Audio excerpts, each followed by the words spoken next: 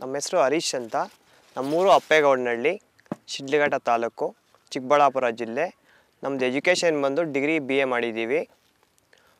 ನಾವು ಅಗ್ರಿಕಲ್ಚರ್ನ ಯಾಕೆ ಆರಿಸ್ಕೊಂಡಿದ್ವಿ ಅಂದರೆ, ಯಾರ ಹತ್ರ ಹೋಗಿ ಏನು ಕೆಲಸ ಮಾಡಿ ಅವ್ರು ಹೇಳ್ದಂಗೆಲ್ಲ ಕೇಳೋಷ್ಟಿಲ್ಲ. ಇದು ಸ್ವತಂತ್ರ ಅಂತೇಳ್ಬಿಟ್ಟು ನಾವು ಅಗ್ರಿಕಲ್ಚರ್ನ ಆಯ್ಕೆ ಮಾಡ್ಕೊಂಡಿದ್ದೀವಿ. ನಮ್ಮದು ಫಸ್ಟು ಒಂದು 7 ಎಕರೆ ಜಮೀನಿತ್ತು. ನಾವು ಉಳುಮನೆ ಕಟ್ಟಿ ರೇಷ್ಮೆ ಎಲ್ಲ ಮಾಡ್ತಾಯಿದ್ವಿ. ಏನು ಮಾಡಿದ್ರು ಅದು ಆರ್ಥಿಕವಾಗಿ ಬೆಳೆಯೋಕ್ಕಾಗಲ್ಲ. ಒಂದು 100 ಮೊಟ್ಟೆ ಉಳುಮೆ ಹೆಸರು ಎಲ್ಲ ಒಂದು 30,000 40,000 ಸಂಪಾದನೆ ಬರ್ತದೆ. ಖರ್ಚೆಲ್ಲ ಹೋಗಿ ಒಂದು 20,000 ಉಳಿತಾ ಇತ್ತು. ಆಮೇಲೆ ಅದು ಬಿಟ್ಬಿಟ್ಟು ಚಿಲ್ಲರೆ ಬೆಳೆ ಅಂದರೆ ತರಕಾರಿ ಎಲ್ಲ ಬೆಳೆದ್ವಿ. ತರಕಾರಿ, ಟೊಮೆಟೊ, ಬೀನ್ಸು, ಫ್ಲವರ್ಸ್, ರೋಸು ಎಲ್ಲ ಮಾಡಿದ್ವಿ. ಅದರಲ್ಲೂ ಪರವಾಗಿಲ್ಲ, ಬಟ್ ಅತಿ ಹೆಚ್ಚಾದ ಸಂಪಾದನೆ ಬರಿಲ್ಲ. ಇದು ಕ್ಯಾಪ್ಸಿಕಮ್ಮು ಕೆಲವು ಕಡೆ ಎಲ್ಲ ಮಾಡಿದರು, ತೋಟಗಳೆಲ್ಲ ನೋಡಿದ್ವಿ. ಯಾರು ನೋಡಿದ್ರು ಚೆನ್ನಾಗಿ ಒಳ್ಳೆ ಆದಾಯ ಐತೆ ಅಂದರು. ಬಟ್ ಆದರೆ ಇದು ಇನ್ವೆಸ್ಟ್ಮೆಂಟ್ ಬಹಳ ಜಾಸ್ತಿ ಹಾಕಬೇಕು. ಬೇರೆ 4 ಎಕರೆ ಚಿಲ್ಲರೆ ಬೆಳೆ ಮಾಡೋದು ಇದು 1 ಎಕರೆಗೆ ಹಾಕಬೇಕು. ಅಷ್ಟು ಇನ್ವೆಸ್ಟ್ಮೆಂಟ್ ಮಾಡಬೇಕು. ಮಾಡಿದ್ದಕ್ಕೆ ಫುಲ್ ಪ್ರತಿಫಲ ಇದೆ. ಚೆನ್ನಾಗಿ ಮಾಡಿದ್ರೆ ಕ್ಯಾಪ್ಸಿಕಮ್ಮು ಬಹಳ ಒಳ್ಳೆ ಬೆಳೆ. ತರಕಾರಿ ಬೆಳೆಯಲ್ಲಿ ಒಳ್ಳೆ ಬೆಳೆ ಅಂದರೆ ಕ್ಯಾಪ್ಸಿಕಮ್ಮೇ. ಬೆಳೆಯೋದು ಅಷ್ಟೇ ಕಷ್ಟ ಇದೆ. ಈ ಬೆಳೆಗೆ ಫಸ್ಟ್ ಇದೆಲ್ಲ ರೆಡ್ ವ್ಯಾನಿಷ್ ಅನ್ನೋ ರೋಸ್ ತಳಿ ಹಾಕಿದ್ವಿ. ಅದು ಒಂದು 5 ವರ್ಷ ಆಗಿತ್ತು. ಆಮೇಲೆ ಅದನ್ನೆಲ್ಲ ಒಂದನೇಗ್ಲಿ ಟ್ಯಾಕ್ಟ್ರಿಯಲ್ಲಿ ಕರ್ಕೊಂಬಂದು ಹಾಕಿಸಿ, ಮತ್ತೆ ಎಲ್ಲ 5 ಕಾಲು ರೋಟ್ರಿಗಳು ಲೆವೆಲ್ ಬೆಡ್ ಎಲ್ಲ ಹೊಡೆಸಿ ಒಂದು 3 ತಿಂಗಳು ಜಮೀನು ಚೆನ್ನಾಗಿ 3 ತಿಂಗಳು ಚೆನ್ನಾಗಿ ಭೂಮಿನ ಒಣಗಿಸಿ, ಆಮೇಲೆ ನಾವು ಇದನ್ನ ಹದ ಮಾಡ್ಕೊಂಡು ಗೊಬ್ಬರ ಎಲ್ಲ ಹೊಡೆದು, ಗೊಬ್ಬರ ಎಲ್ಲ ಬೆಡ್ಗೆ ಹಾಕಿಸಿ, ಒಂದು 15 ದಿನ 20 ಲೋಡ್ ಗೊಬ್ಬರ ಹಾಕಿಸಿ, ಒಂದು 2 ಟನ್ನು ಹಿಂಡಿಗಳು ಹಾಕಿಸಿ, ಒಂದು ಮೆನ್ಯೂರ್ಸ್, ಎಲ್ಲ ಥರದ್ದು ಮೆನ್ಯೂರ್ಸು ಎಷ್ಟೆಷ್ಟು ಪ್ರಮಾಣದಲ್ಲಿ ಹೇಳಿದ್ರು ಅಷ್ಟೆಷ್ಟು ಪ್ರಮಾಣದಲ್ಲಿ ಹಾಕಿ ಬೆಡ್ ಮಾಡಿ, ಮಂಚಿಂಗ್ ಪೇಪರ್ ಹಾಕಿ, ಒಂದು ಲೈನ್ಗೆ 2 ಡ್ರಿಪ್ ಹಾಕಿ, ಆಮೇಲೆ ಕಡ್ಡಿ ಎಲ್ಲ ಎತ್ಸಿ, ಇದೆಲ್ಲ ಒಪ್ಪಂದ ಟೋಟಲ್ ಕೊಟ್ಬಿಟ್ಟಿದ್ರು 50,000. ಕಡ್ಡಿ ಹಾಕೋದು, ಮೇಲೆ ಟೇಸ್ಟ್ ನೆಟ್ ಹಾಕೋದು 50,000 ಟೋಟಲ್ ಕೊಟ್ಬಿಟ್ಟಿದ್ವಿ. ಆಮೇಲೆ ನಾರು ಇದು ರಿಜ್ವಾನ್ ಕಂಪ್ನಿದು ಮಸಿಲಿಯಾ ಅನ್ನೋ ತಳಿ ತಗೊಂಬಂದು ನಾಟಿ ಮಾಡಿದ್ದೀವಿ. ಒಂದು 30 ಡೇಸ್ಗೆ ಫಸ್ಟು ಹೂವು ಕಾಣಿಸುತ್ತೆ. ಆಮೇಲೆ ನೋಡಿ ಈ ಥರ ಹೂವು ಕಾಣಿಸುತ್ತೆ. ಹೂವು ಕಾಣಿಸಿ ಇದು ಈ ಥರ ಪಿಂದೆ ಆಗಿ ಕಾಯಿ ಆಗೋಕ್ಕೆ ಮತ್ತೆ 20 ರಿಂದ 25 ದಿನ ಟೈಮ್ ತಗೊಳ್ತದೆ. ಈ ಥರ ಕಾಯಿ ಬರೋಕ್ಕೆ. ಕಾಯಿ ಬಂದಮೇಲೆ 55 ರಿಂದ 65 ದಿನಕ್ಕೆ ಫಸ್ಟ್ ಕಟ್ಟಿಂಗು. ಆಮೇಲೆ ಪ್ರತಿ 8 ದಿನದಿಂದ 10 ದಿನಕ್ಕೆ ಒಂದೊಂದು ಕಟ್ಟಿಂಗ್ ಹಾಕ್ಕೊಂಡು ಹೋಗ್ತಾ ಇರ್ಬೋದು. ಒಳ್ಳೆ ಇನ್ಕಮ್ ಇದೆ, ಯಾರು ಮಾಡಿದ್ರು ಮಾಡ್ಬೋದು. ಬಟ್ ಇದರಲ್ಲಿ ಫುಲ್ಲು ಲಾಸ್ ಆಗಿ ಇದಾಗಿರೋರು ಅವರೇ, ಚೆನ್ನಾಗಿ ದುಡ್ಡು ಬೆಳ್ಕೊಂಡು ಚೆನ್ನಾಗಿ ಆಗಿರೋರು ಅವರೇ. ನಾರು ಉಣಿದ್ಮೇಲೆ ಇದು ಫಸ್ಟು ಬುಡಕ್ಕೆ ಗಿಡ ಸಾಯಂಗಿದ್ರೆ COC ಆಗಲಿ, ಇಲ್ಲಾಂದರೆ ರೆಡಾಮಿಲ್ ಗೋಲ್ಡ್ ಆಗಲಿ, ಇಲ್ಲಾಂದರೆ ಕ್ಯಾಪ್ಟಾಪ್ ಆಗಲಿ, ಇದರಲ್ಲಿ 3ರಲ್ಲಿ ಯಾವುದನ್ನ ಒಂದು ಗಿಡ ಉಣಿದ 8 ರಿಂದ 10 ದಿನದಲ್ಲಿ ಹಟ್ಟಬೇಕು ಬುಡಕ್ಕೆ. ಆಮೇಲೆ ಯೂಮಿಕ್ ಆಸಿಡ್ ಅಂತ ಬರ್ತದೆ ಬುಡಕ್ಕೆ ಬೇರು ಬಿಡೋಕ್ಕೆ. ಅದು ಸ್ಟಾರ್ಟಿಂಗ್ 1 ತಿಂಗಳು 5 ದಿನ 6 ದಿನಕ್ಕೊಂದ್ಸರಿ ಕಂಪಲ್ಸರಿ ಕೊಟ್ಕೊಂಡು ಹೋಗ್ಬೇಕು. ಚೆನ್ನಾಗಿ ಬೇರು ಬಿಡಿಸ್ಬೇಕು ಗಿಡನ. ಎಷ್ಟು ಬೇರು ಬಿಡಿಸಿದ್ರೆ ಅಷ್ಟು ಗಿಡ ಗ್ರೋತ್ ಬರುತ್ತೆ. ಆಮೇಲೆ 35 ದಿನ ಆದಮೇಲೆ ಈ ಥರ ಫಸ್ಟ್ ಒಂದು ದಾರ ಹಾಕ್ಬಿಟ್ಟು ಒಂದೊಂದು ಕಟ್ಟಬೇಕು. ಆಮೇಲೆ 35 ರಿಂದ ಒಂದು 40-45 ದಿನ ಆದಮೇಲೆ ಶಾಂಪಲ್ ಆದಮೇಲೆ ಎಲ್ಲ ನೋಡಿ ಇದಕ್ಕೆ ಸೆಕೆಂಡ್ ಸ್ಟೆಪ್ ಕಟ್ಟಿದ್ದೀವಿ ಈ ಥರ. ಆಮೇಲೆ ನೋಡ್ಕೊಂಡು ಕಟ್ಟಿಂಗ್ ಮಾಡ್ಕೊಂಡ್ಮೇಲೆ ಕಟ್ಟಿಂಗ್ ಒಂದು 5-6-7 ಕಟ್ಟಿಂಗ್ ಆದಮೇಲೆ ಗಿಡ ಹೈಟ್ ನೋಡಿ ಈ ಥರ ಹೈಟ್ ಬಂದಮೇಲೆ ಮತ್ತೆ ಈ ಥರ ಎಲ್ಲ ಮೇಲ್ಗಡೆ ಮಾಡಿ ಕಟ್ತಾಯಿದ್ದೀವಿ. ಇದು ಉಣಿ 5 ತಿಂಗಳಾಗಿದೆ. ಇದು ಪ್ರತಿ ಕಂಪಲ್ಸರಿ 3 ಡೇಸ್ ಬಿಟ್ಟು ಒಂದು 4ನೇ ಡೇ ಸ್ಪ್ರೇ ಔಷಧಿ ಕೊಡಲೇಬೇಕು. ಬೇರೆ ಎಲ್ಲ ಬೆಳೆ ಥರ ಬೆಳೆಯೋಕ್ಕಾಗಲ್ಲ. ಇದಕ್ಕೆ ಔಷಧಿ ಹೊಡೆದ್ರೇ ಕ್ರಾಪ್ ಬರೋದು, ಬೆಳೆ ಆಗೋದು, ಇಲ್ಲದಿದ್ದರೆ ಬೆಳೆ ಬರೋದೇ ಇಲ್ಲ. ಇದಕ್ಕೆ ಟ್ರಿಪ್ಸು ಮೈಟ್ಸು ಜಾಸ್ತಿ ಬೀಳ್ತದೆ, ಜಾಸ್ತಿ ಸ್ಪ್ರೇ ಕೊಡಬೇಕು. ಇದಕ್ಕೆ ಡೋನಿ, ಅಂಗಮಾರಿ, ಪೌಡ್ರಿ ಇದೆಲ್ಲ ಬಹಳ ಕಡಿಮೆ. ವೈರಸ್ಸು ಇದಕ್ಕೆ ಬೀಳ್ತದೆ, ಆಮೇಲೆ ಮತ್ತೆ ವೈರಸ್ ಬೀಳ್ತದೆ. ಇದಕ್ಕೆಲ್ಲ ಪರ್ಫೆಕ್ಟಾಗಿ ಸ್ಪ್ರೇ 3 ರಿಂದ 4 ದಿನಕ್ಕೊಂದ್ಸರಿ ಸ್ಪ್ರೇ ಚೆನ್ನಾಗಿ ಕೊಡಬೇಕು. ನಾವು ಇದು ಬಯೋ ಹೊಡೆದಿಲ್ಲ, ಬರೀ ಕೆಮಿಕಲಲ್ಲೇ ಬೆಳೆದಿದ್ದೀವಿ. ಎಲ್ಲರೂ ಬಯೋ ಮಾಡ್ತಾರೆ, ನಾನು ಬಯೋ ಮಾಡಿಲ್ಲ, ಬರೀ ಕೆಮಿಕಲಲ್ಲೇ ಬೆಳೆದಿದ್ದೀನಿ.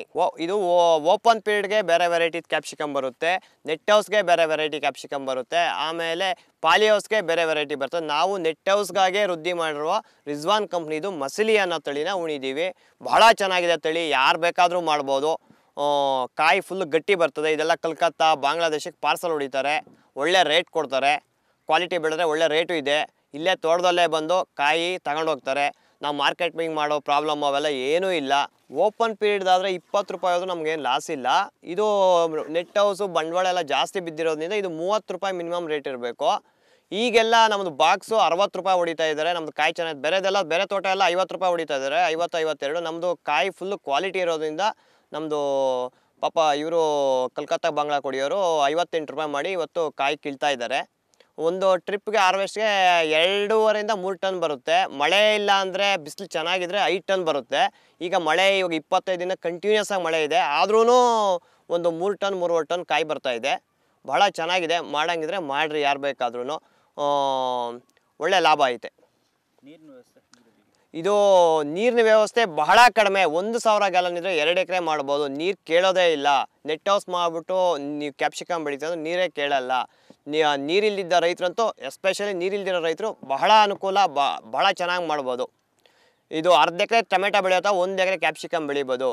10 ಕುಂಟೆ ಬೀನ್ಸ್ ಬೆಳೆಯೋತಾವ, 1 ಎಕರೆ ಕ್ಯಾಪ್ಸಿಕಮ್ ಬೆಳಿಬೋದು. ನೀರು ಮಾತ್ರ ಬಹಳ ಕಡಿಮೆ. 10 ನಿಮಿಷ ನೀರು ಬಿಟ್ಟರೆ ಸಾಕು. ಗೊಬ್ಬರ ನಾವು ಫಸ್ಟಲ್ಲೆಲ್ಲ ತಳಕ್ಕೆ ಹಾಕಿದ್ದೀವಿ. ಈಗೆಲ್ಲ ವಾಟರ್ ಸಾಲಿಬಲ್ ಕೊಡ್ತಾ ಇದ್ದೀವಿ. 1261, 13045, MKP, calcium nitrate, micronutrients compulsory ಎಲ್ಲ ಒಂದೊಂದು ಪ್ರತಿ 2 ದಿನ ಬಿಟ್ಟು 3ನೇ ದಿನ ನೋಡ್ಕೊಂಡು ಕೊಟ್ಕೊಂಡು ಹೋಗ್ತಾ ಇರ್ತೀವಿ. ಮಳೆ ಬಿದ್ದರೆ ಕೊಡೋಲ್ಲ, ಮಳೆ ಇಲ್ಲ ಅಂದರೆ ನೀರು ಬಿಡೋಂಗಿದ್ರೆ ಕಂಪಲ್ಸರಿ ವಾಟರ್ ಸಾಲಿಬಲ್ ಕೊಡ್ತಾ ಇದ್ದೀವಿ. ಮೇಂಟೆನೆನ್ಸು ಅಷ್ಟೇ ಮಾಡಬೇಕು. ಮೇಂಟೆನೆನ್ಸು ಮಕ್ಕಳ ಥರ ನೋಡ್ಕೊಬೇಕು. ಇದನ್ನು ಏನೋ ಮಾಡಿಬಿಟ್ರಿ ಇಕ್ಬಿಟ್ರಿ ಅಂದರೆ ಬೆಳೆ ಬರೋಲ್ಲ. ಇದು ಬಹಳ ಚೆನ್ನಾಗಿ ಇಂಟ್ರೆಸ್ಟಾಗಿ ನಮ್ಮ ಮಗುನ ಹೆಂಗೆ ಸಾಕ್ತೀರೋ ಹಂಗೆ ಸಾಕಿದ್ರೆ ಅಷ್ಟೇ ಲಾಭ ಐತೆ. ನೀವು ಬೇರೆ ಬೆಳೆಗೆ ಎಷ್ಟೋ ಬೆಳೆಗೆ ಬೆಳೆಯಬೋದು, ಇದು ಕ್ಯಾಪ್ಸಿಕಮ್ ಬೆಳ್ಕೊಂಡ್ರೆ ಬಹಳ ಚೆನ್ನಾಗಿರ್ತದೆ, ಚೆನ್ನಾಗೈತೆ ಬೆಳೆ. ಮಾಡಿರಿ, ಎಲ್ರಿಗೂ ಹೇಳ್ತೀವಿ, ಮಾಡಂಗಿದ್ರೆ ಮಾಡಿರಿ. ಇದು 4 ದಿನ ಕಂಪಲ್ಸರಿ ಸ್ಪ್ರೇ ಕೊಡೇಬೇಕು. ಕೊಡಿಲ್ಲ ಅಂದರೆ ಎಲ್ಲ ಟ್ರಿಪ್ಸು, ಮೈಟ್ಸು, ಕಾಯಿ ಮೇಲೆಲ್ಲ ಕ್ರ್ಯಾಚು, ಕಪ್ಪು ಚುಕ್ಕೆ ಎಲ್ಲ ಬಂದ್ಬಿಡ್ತದೆ. ನಮ್ಮದೆಲ್ಲ ಏನು ಬಂದಿಲ್ಲ, ಭಾಳ ನೀಟಾಗಿ ಬಂದಿದೆ ಕಾಯಿ. ಇದಕ್ಕೆ ಡೋನಿ ಕಡಿಮೆ, ಒಂದು 20 ದಿನ 15 ದಿನಕ್ಕೆ ಔಷಧಿ ಹೊಡ್ಕೊಂಡ್ರೆ ಸಾಕು. ಬಟ್ ಆದರೆ ಟ್ರಿಪ್ಸು, ಮೈಟ್ಸು, ವೈರಸ್ ಮಾತ್ರ ಕಂಪಲ್ಸರಿ 4 ದಿನಕ್ಕೊಂದ್ಸರಿ ಸ್ಪ್ರೇ ಕೊಡಲೇಬೇಕು. ಬೇಸಿಗೆ ಆದರೆ 3 ದಿನಕ್ಕೊಂದ್ಸರಿ ಸ್ಪ್ರೇ ಕೊಡಬೇಕು. ಮಳೆಗಾಲ ಆದರೆ 4ರಿಂದ 5 ದಿನಕ್ಕೆ ಹೊಡಿಬೋದು. ಇದು 1 ಎಕರೆಗೆ 10,000 ಗಿಡ ನಾಟಿ ಮಾಡ್ತೀವಿ. ಇದರಲ್ಲಿ ಒಂದು 70ರಿಂದ 80 ಟನ್, ಒಂದು 50 ಟನ್ 60 ಟನ್ ಬೆಳಿಬೋದು. ಕೆಲವರು 80 ಟನ್ ಬೆಳೆದಿದ್ದಾರೆ. ನಾವು ಫಸ್ಟ್ನೇ ಸರಿ ಪ್ರಯತ್ನ ಪಟ್ಟಿರೋದು. ನಮ್ಮದು ಒಂದು 60 ಟನ್ ಬೆಳಿತೀವಿ ಅನ್ನೋ ಕಾನ್ಫಿಡೆನ್ಸ್ ಐತೆ. ಈಗ ಒಂದು 20ರಿಂದ 25 ಟನ್ ಬಂದಿದೆ. 2 ಶಾಂಪಲ್ ಆಗಿ 2 ತಿಂಗಳಾಗಿ, 2 ತಿಂಗಳ ಮೇಲೆ ಒಂದು 10 ದಿನ ಆಗಿದೆ. ಇನ್ನೂ ಒಂದು 3ರಿಂದ 4 ತಿಂಗಳು ಇರ್ಬೋದು. ನಮ್ಮದು ಒಂದು 60ರಿಂದ ಒಂದು 70 ಟನ್ ಟಾರ್ಗೆಟ್ ಮಾಡೋಣ ಅಂದ್ಕೊಂಡಿದ್ದೀವಿ. ಇದು ನೆಟ್ ಹೌಸ್ ಮಾಡಿ ನಮ್ಮ ಚಿಕ್ಕಬಳ್ಳಾಪುರ, ಕೋಲಾರಲ್ಲಿ ಮಾತ್ರ ಜಾಸ್ತಿ ಉಣೋದು. ಬೇರೆ ಕಡೆ ಎಲ್ಲ ಅಷ್ಟೊಂದು ಉಣಲ್ಲ. ಇಲ್ಲಿ ವಾತಾವರಣ ಹಂಗಿದೆಯಲ್ಲ. ಇದು ಕ್ಯಾಪ್ಸಿಕಮ್ ಪಾರ್ಸಲ್ ಹೊಡೆಯೋಕ್ಕೆಲ್ಲ ಬಹಳ ಚೆನ್ನಾಗಿದೆ. ಟೊಮೆಟೊ ಮಾರ್ಕೆಟ್ ರೋಡ್ನಿಂದ ಇದು ಅದು ಎರಡೂ ಮಿಕ್ಸ್ ಮಾಡ್ಕೊಂಡು ಅವರು ಬಾಂಗ್ಲಾಕ ಕಲ್ಕತ್ತಾ ಕಳಿಸ್ತಾ ಇದ್ದಾರೆ. ಆಮೇಲೆ ನಮ್ಮ ರೈತರು ಭಾಳ ಬುದ್ಧಿವಂತರು. ಚಿಕ್ಕಬಳ್ಳಾಪುರ ಕೋಲಾರದವ್ರು ಭಾಳ ಬುದ್ಧಿವಂತರು. ಅಗ್ರಿಕಲ್ಚರಲ್ಲಿ ಭಾಳ ಬುದ್ಧಿವಂತರು ನಮ್ಮ ಚಿಕ್ಕಬಳ್ಳಾಪುರ ಕೋಲಾರ ರೈತರು. ಭಾಳ ಕ್ವಾಲಿಟಿ ಮೇಂಟೈನ್ ಮಾಡ್ಕೊಳ್ಳೋದು ನಾವೇ. ಅದರಿಂದ ಇಲ್ಲೇ ಕ್ಯಾಪ್ಸಿಕಮ್ ಎಲ್ಲ ಚಿಕ್ಕಬಳ್ಳಾಪುರ ಕೋಲಾರ ರೈತರು ಜಾಸ್ತಿ ಬೆಳೀತಾ ಇದ್ದಾರೆ. ಪ್ಲಸ್ ಹೊಸಕೋಟೆ ಸ್ವಲ್ಪ ಬೆಳೀತಾ ಇದ್ದಾರೆ. ಸರ್ ಇಲ್ಲಿ ನಮ್ಮ ತೋಟ ಬಂದು ನೋಡೋರೆಲ್ಲ ಭಾಳ ಚೆನ್ನಾಗಿ ಮಾಡಿದ್ರಿ. ಪಾಲ್ಗುಣನ ಸಾರು ಅವರು ಭಾಳ ಅಳುಬ್ರು. ಒಂದು 10 ವರ್ಷಕ್ಕೆ ಕ್ಯಾಪ್ಸಿಕಮ್ ಮಾಡ್ತಾಯಿದ್ರು. ಮುಳುಬಾಗಿಲಿಂದ ನಮ್ಮ ತೋಟ ನೋಡೋಕ್ಕಾಗೆ ಬಂದು ನೋಡ್ಕೊಂಡು ಹೋಗಿ, ಏನಪ್ಪ ಇಷ್ಟು ಚೆನ್ನಾಗಿ ಮಾಡಿದ್ದೀವಿ, ನಾವು 5 ವರ್ಷ 6 ವರ್ಷ ಮಾಡಿದ್ರು ನಮ್ಮ ಕೈಲಿ ಮಾಡೋಕ್ಕಾಗಲಿಲ್ಲ, ತೋಟ ಭಾಳ ಚೆನ್ನಾಗಿ ಮಾಡಿದ್ಯಾ, ಹೆಂಗಪ್ಪ ಅಂತ ಕೇಳಿದ್ರು. ಸರ್ ಏನಿಲ್ಲ, ಸೇಮ್ ಹಿಂಗೆ ಮಾಡಿರೋದನ್ನೆಲ್ಲ ಹೇಳಿದ್ನಿ, ಚೆನ್ನಾಗಿ ಮಾಡಿದ್ಯಪ್ಪ, ಹಿಂಗೆ ಮೇಂಟೈನ್ ಮಾಡು, ಭಾಳ ಚೆನ್ನಾಗೈತೆ ತೋಟ.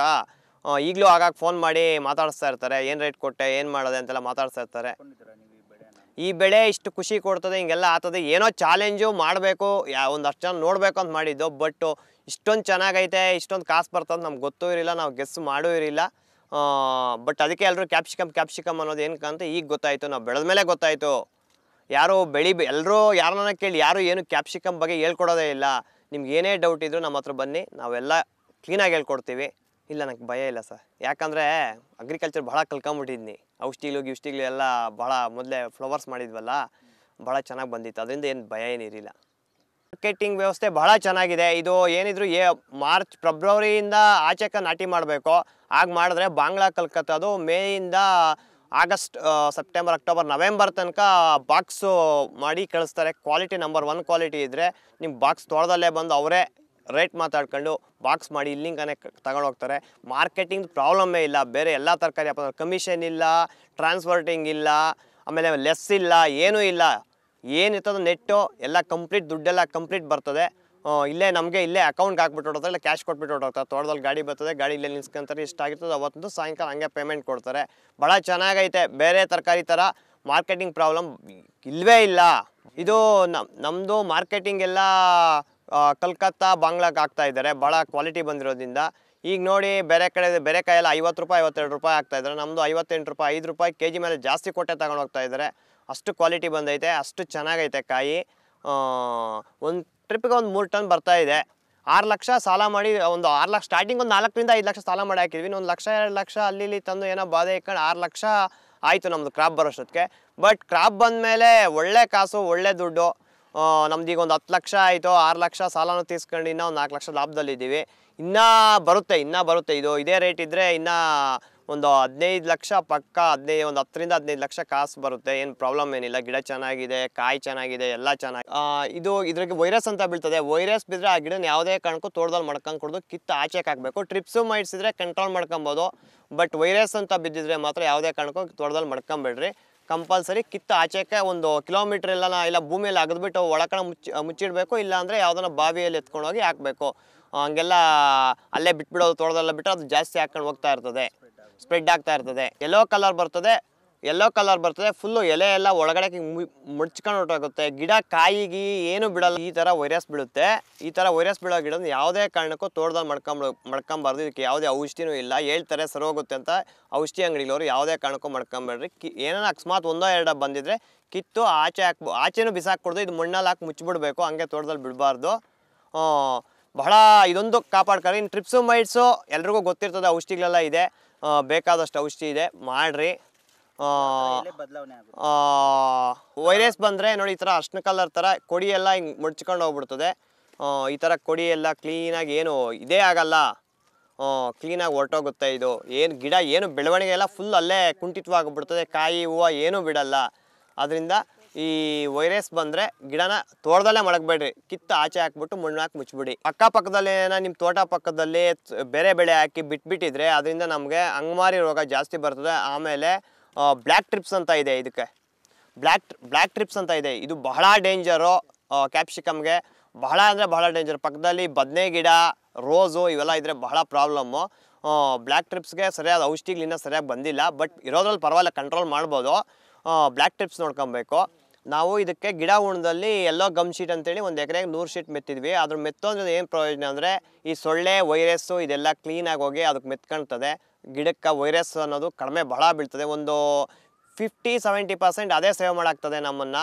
ಔಷಧಿ ನಮಗೆಲ್ಲ ಖರ್ಚೆಲ್ಲ ಉಳ್ಕೊತದೆ, ಕಡಿಮೆ ಬಂಡವಾಳ.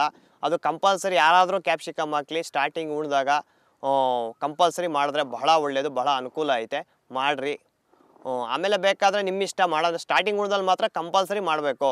1 ಎಕರೆಗೆ ಒಂದು 100-120 ಯೆಲ್ಲೋ ಕಲರ್ದು ಶೀಟು ಗಮ್ ಶೀಟ್ ತಂದು ಮೆತ್ರಿ.